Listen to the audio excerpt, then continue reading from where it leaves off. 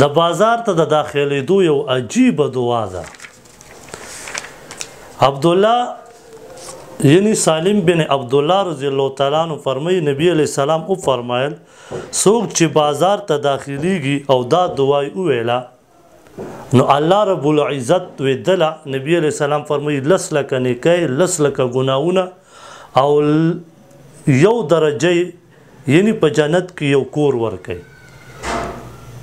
هغه دعا کومه دغه ده لا اله الا الله وحده لا شريك له له الملك وله الحمد يحيي ويميت وهو حي لا يموت بيده الخير وهو على كل شيء قدير. او په بل روایت کې راځي وی الله رب العزت دل لس لکه درجه موچته ورکي. نو کوشش وکړو چې دا دعا خامخا وایو چې بازار ته ځو او دا دعا یاد کو ان شاء الله په سکرین باندې به راشي.